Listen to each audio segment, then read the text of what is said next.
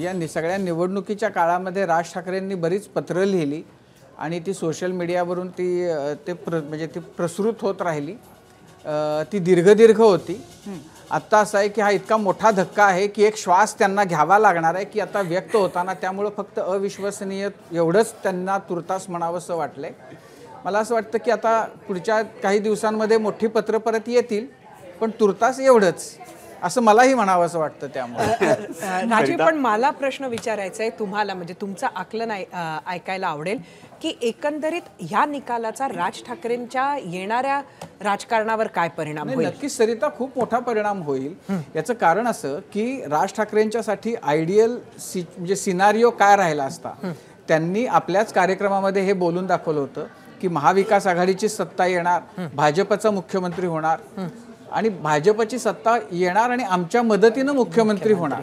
त्यामुळे त्यांची इच्छा, अपेक्षा, आकांक्षा हे त्या पद्धतीचे आकडे येतील यावेत अशीच होती किंवा अशीच असणार आहे। आणि त्यामध्ये त्यांचे जर समजा 5-7 जण निवडून आले तर ती स्थिती त्यांच्यासाठी अत्यंत उत्तम असं ते असणार होती।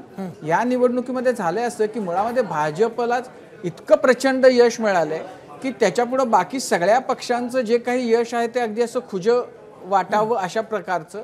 त्यामध्ये ज्यांच्या वाट्याला एकही जागा आलेली नाही तर त्यांच्याबद्दल म्हणजे त्यांच्या सगळ्याच भवितव्याबद्दलच प्रश्न आहे। आता असं आहे की जर समजा त्यांना अपेक्षित असलेली स्थिती निर्माण झाली असती तर त्याचा परिणाम ज्या आगामी आता महाराष्ट्रभरामध्ये महापालिका आणि जिल्हा परिषदांच्या ज्या निवडणुका होणार आहेत, ज्या विधानसभाच असणार आहेत, त्यावेळेला भाजपशी किंवा शिंदेशी हातमिळवणी करून तिथल्या जागा मिळवणं, त्या जागा लढणं आणि त्याच्यामध्ये तिथल्या सत्तेमध्ये सहभागी होणं त्यांच्यासाठी फार सोपं झालं असतं। आता ती दारं सुद्धा त्यांच्यासाठी बंद होणार आहेत, कारण आता त्यांची त्या अर्थानं ना शिंदेंना गरज आहे ना भाजपला गरज आहे, राष्ट्रवादीला गरज असण्याचा प्रश्नच येत नाही।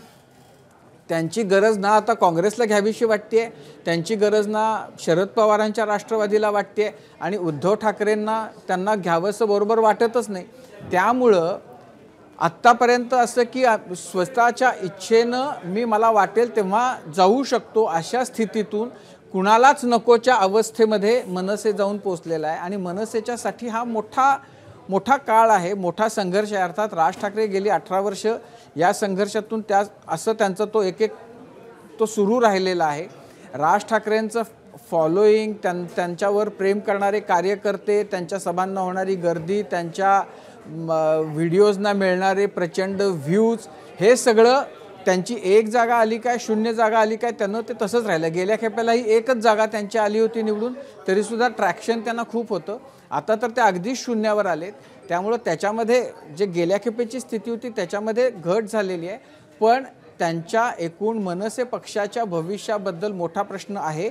याच्यामध्ये मास्टर स्ट्रोक तो ठरू शकतो जर या पॉईंटला की आता उद्धव ठाकरेंचाही खूप मोठं नुकसान राजकीय झालेलं आहे, मनसे तर पूर्ण रस्त्यावर आलेली आहे आणि त्यामुळं रस्त्यावर आलेले 2 पक्ष आणि 2 भाऊ हे जर एकत्र आले तर त्याच्यातून महाराष्ट्रामध्ये एक नवीन काहीतरी गणित निर्माण होऊ शकतं।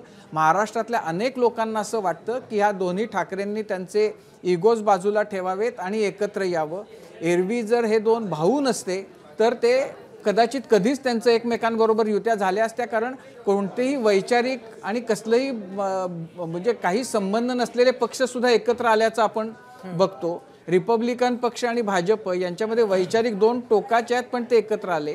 राष्ट्रवादी काँग्रेस आणि भाजप 2 टोकाचे पण एकत्र आले, पण बाळासाहेब ठाकरेंच्या विचाराच्या मुशीत घडलेले, त्यांनाच आपलं दैवत मानणारे, त्यांच्याच विचारांवर त्यांच्यावर प्रेम करणारे, बाकी त्यांच्यामध्ये कसलंही अंतर नसणारे हे 2 भाऊ किंवा 2 पक्ष येत नाहीत एकत्र। याचं कारण त्यांच्यामध्ये असलेलं इगो आणि नात्याचं जे काही कुंपण आहे ते आहे। जर आत्ताच्या स्थितीमध्ये जर ते 2 जण एकत्र आले तर फार लांब नाही, पुढच्या 2-3 महिन्यामध्ये येणाऱ्या महापालिकेच्या निवडणुकीमध्ये सुद्धा त्याचा फायदा झाल्याचं आपल्याला पाहायला मिळेल।